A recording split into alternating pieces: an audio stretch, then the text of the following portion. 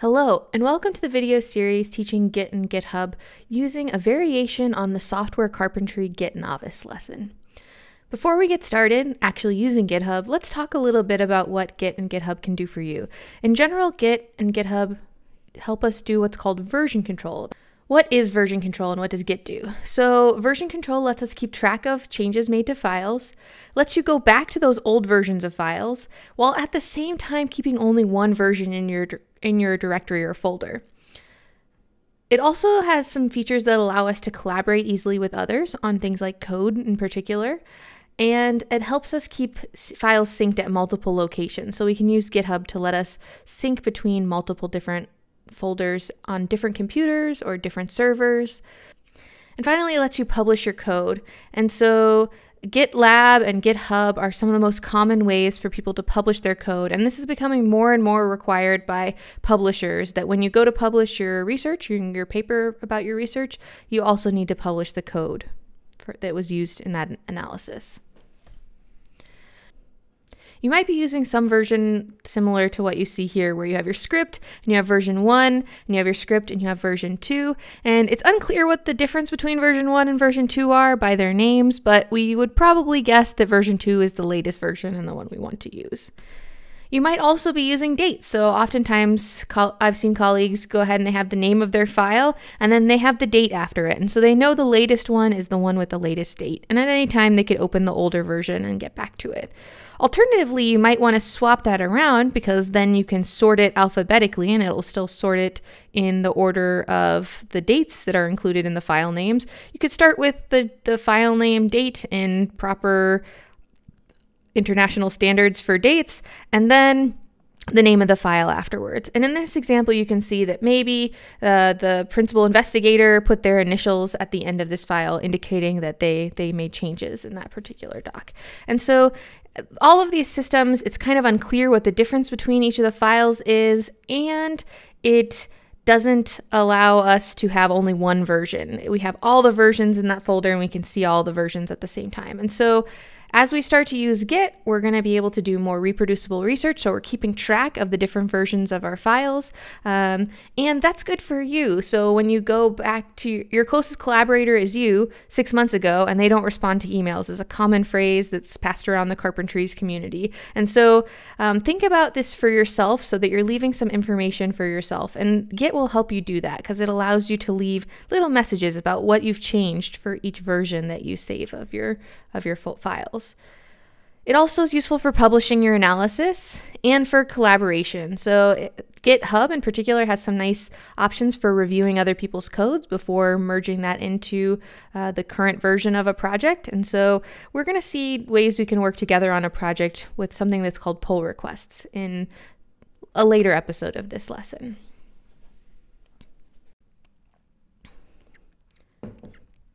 In this lesson, it will depend on understanding of the Unix shell and navigating your file system using the Unix shell, because everything we'll be doing is in this Unix shell system here. It could be Git Bash, it could be Ubuntu for Windows, it could be the terminal on Mac or Linux machine, but you'll need to know how to navigate using Unix shell commands. If you're unfamiliar with Unix shell commands and this is your first time using that, I recommend you go and see the software carpentry shell novice lesson. The first 3 episodes of that lesson are very helpful for getting started learning how to navigate your file system in the Unix shell. The link for those episodes will be in the description box for this video. All right, so before we get started here with Git, the first thing we need to do is actually do a little bit of configuration. And so we need to tell Git our username and an email to associate with us. And as well, we need to tell it a little bit of other information about how we'd like to configure Git on this system. And so in this lesson, we will be following a story of Vlad, who's a vampire, Vlad Dracula. And so he will be looking at different planets and making notes on those different planets as a suitable base for his friends that are Wolfman and some other monsters friends of his. All right, so the first thing we're going to do is configure Git with our name. So we'll say git config --global user.name. And for the purposes of this lesson, I'm going to be pretending to be Vlad, and so I'm going to type Vlad Dracula. You should type your own username in the quotation marks here to make sure that each of the commits that you create is associated with your username, and you can continue to use that as you work on your other projects. I'll go ahead and press enter. The next configuration command I'm going to run is git config again. All of the git commands start with git and then usually some sort of verb about what you'd like to do. In this case, I'm going to change the global, and then I'm going to say user.email. And then I'm going to change this to Vlad's email. It's going to be vlad@transylvan.ia. You need to put your username, your user email into this location. Don't put Vlad's. You want to be able to get emails about the things you've changed in your project. And so please put your email address, not Vlad's. And I will note that both of these last two commands have that -- global flag in them. And this means it's going to set it for all of the repositories, all of the projects that you work on in Git for your user. It won't be setting it for other users of your computer. That won't happen. But if we didn't use the -- global, it wouldn't apply for all of our folders, all of our projects using Git. It would only apply to the one that we are working on at the time. I'll also note that there are ways to set up a GitHub account so that you can use a private email address here. And so then your email address is not going to be public facing. And so if you're interested in those options, please go and check out the lesson specifically looking for instructions on how to use a private email address. I'll go ahead and press enter. And then I'll say git config -- global. And I'm going to change the color .ui, which is the color user interface, to auto. And so this is to make sure that it's showing me the colors that I expect when Git will color messages in certain ways. And so I'm going to set it to the auto coloring option. So the next change we're going to make is actually to deal with the line endings. Different operating systems have different endings of lines, and Git uses that to tell us what's changed between different files. And the crux of this is that depending on your settings, you may see unexpected issues with editing files on different machines. And so we're going to set the way Git recognizes and encodes line endings to the same thing for both Linux and Mac and as well as Windows. And so if you're on Linux or Mac OS, Mac operating system, go ahead and type git config -- global, and then you're going to say core.auto crlf to be input. And then I'm not going to actually run this line. I'm going to comment it out at the beginning because I'm on Mac, because I'm using Mac OS. And so if you're on Windows, you want to type this command git config -- global core.auto crlf, and instead you want to type true at the end. And so this will be the setting if you're on a Windows machine. Okay, the next setting we're going to work on for configuration here is the configuration of our text editor. So as I mentioned previously, as we work with Git, we will start to build up a history of little breadcrumbs that we've left ourselves about what has changed between each version of our file. And when we do that, sometimes we need a text editor. And by default, the text editor that Git will open here is VI. And that isn't always easy for people who don't have experience with it to close. There's no hints, and so sometimes when you see that, it can be surprising. We're instead going to use a text editor called Nano. It's a common text editor for the Unix shell that's a little bit simpler. It's the same one used in the Unix shell novice lesson in software carpentry, and so we'll continue to use Nano in this lesson.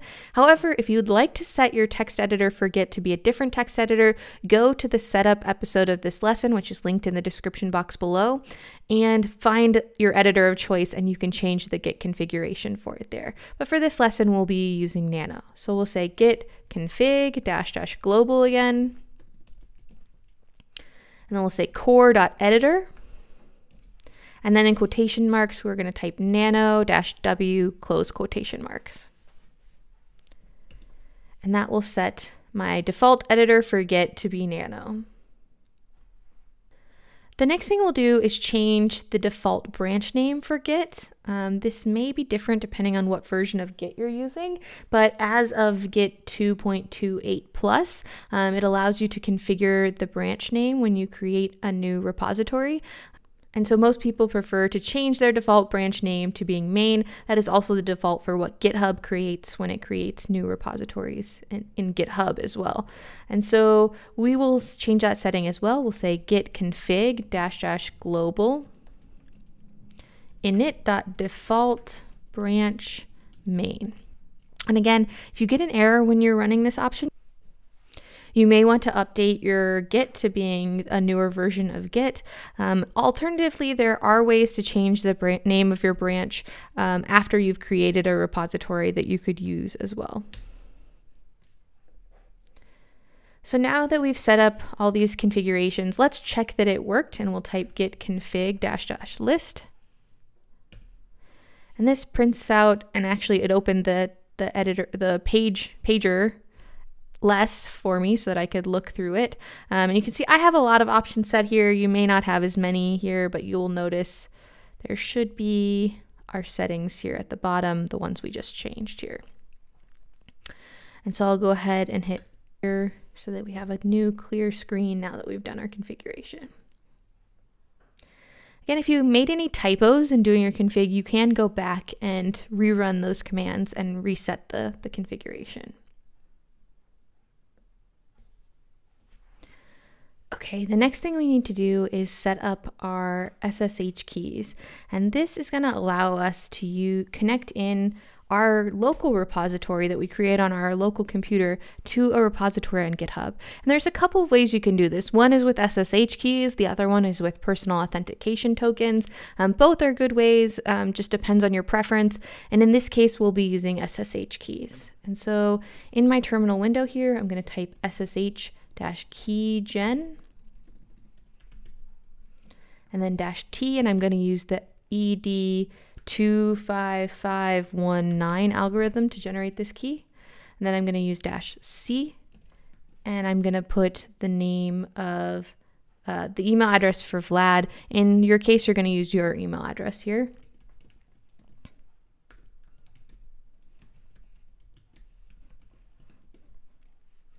So what we're doing here is generating two keys that let us authenticate with GitHub, and so it knows that it's coming from our account.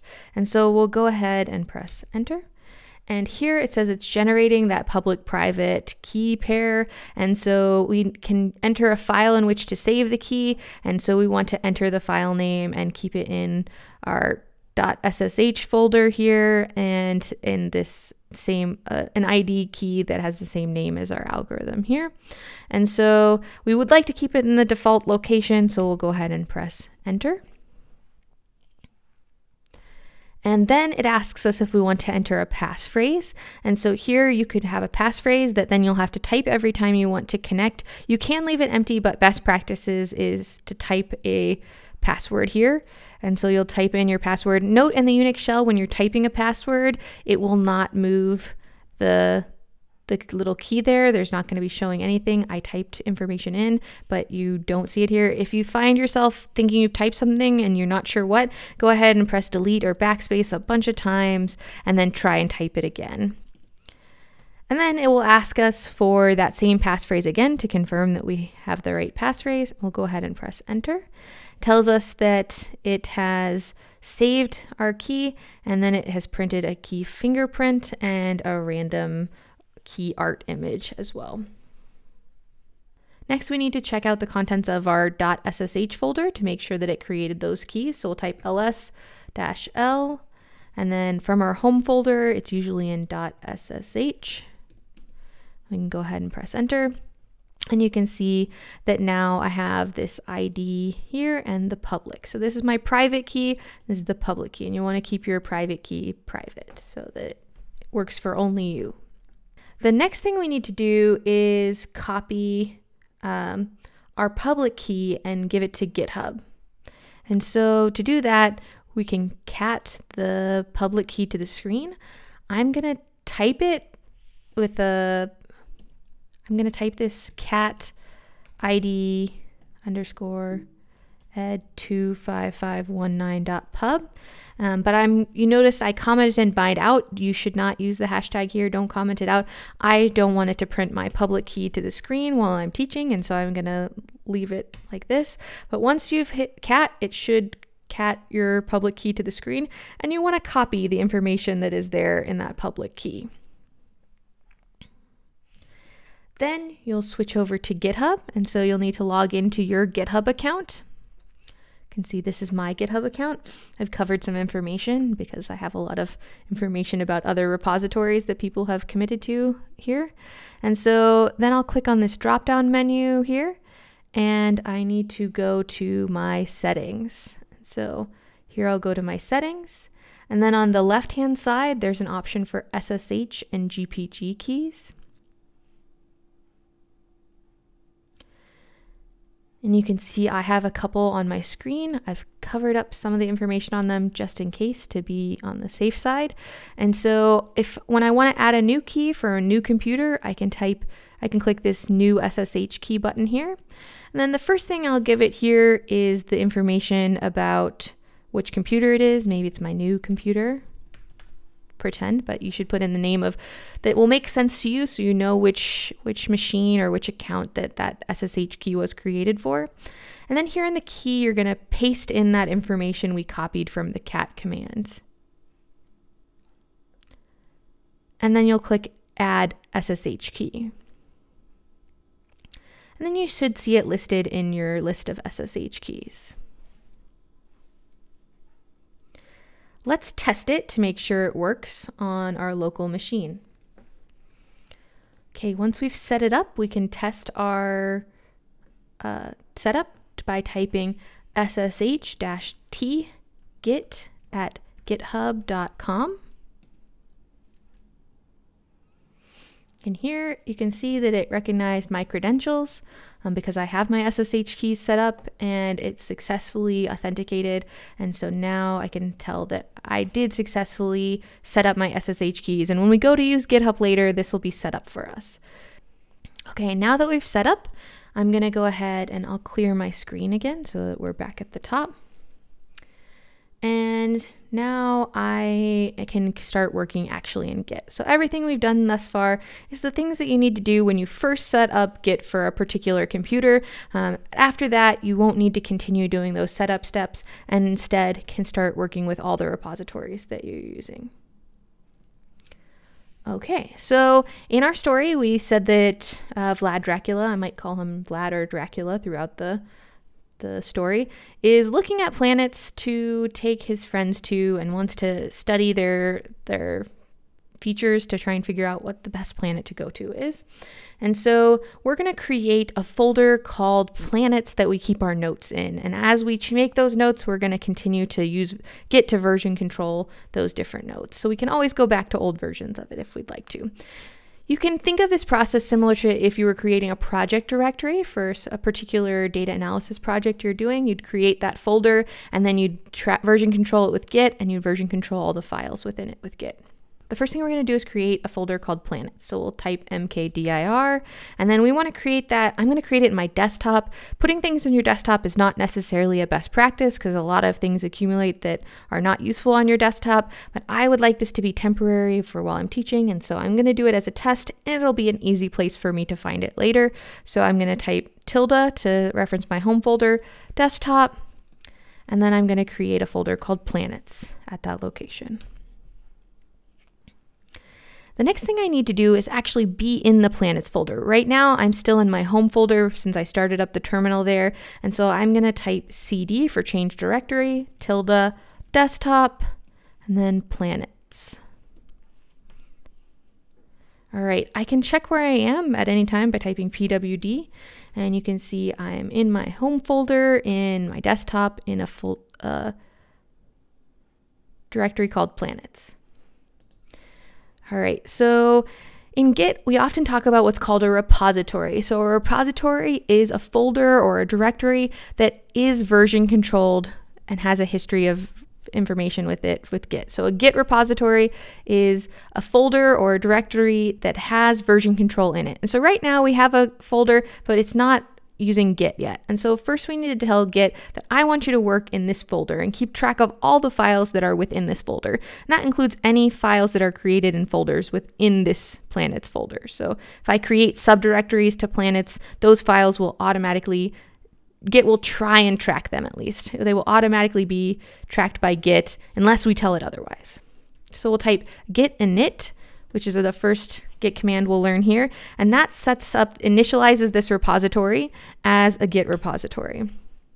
And so it says I initialize an empty Git repository in the planets folder called .git. And so in the planets folder, there's actually a hidden folder called .git, and that's where Git is storing all the information about the version histories. It's conveniently hidden for us on purpose because we shouldn't actually have to directly edit any of the files in the .git folder. Instead, we're going to use Git commands to do the work for us, and it will change the corresponding files in .git. But if we'd like to see it, we could type ls-a, and now we can see that we have this hidden folder called .git in our directory. And then if at any point we wanted to get rid of the history, not highly recommended, but you could delete this Git repository folder, the .git folder within this repository, and that would remove the history, and it would be a plain folder without the history and no longer a repository. But again, that's deleting the whole history of the files, and it's unlikely that you're probably going to want to do that. But in some occasions, you might need to delete that folder. Okay, so the next thing we're going to do is learn what is the most common Git command I find myself using, and that is Git Status. And this is going to tell us a little information about where our repository currently is. It's going to tell us about new files, untracked changes to files, a bunch of useful information. And so we'll type Git Status regularly throughout this lesson. All right, so we type Git Status. It tells us on branch main. That's the default name we set up for our branches. Branches we'll talk more about later. There's ways we can work in parallel that we'll learn about later. And so that's telling us that we're on that branch main. The second piece of information here is it says no commits yet. So we don't have any history in this repository yet. And so it's telling us that there's no history, and it also says nothing to commit because there's no files in this repository yet. And so it's actually giving us a little hint here that says create and copy files, use git add to track. And so it's telling us the next thing you need to do is actually create some files to work with. So far, we've created our Git repository and we've set up all the configuration commands, but we haven't actually worked with any of the files in our repository yet. This is actually the end of the first episode of this series of videos. This goes through the first 3 episodes of the lesson that are linked in the description box, and pick up on the next episode in this playlist, and you'll get to work actually creating and working with tracking files and the history of those files.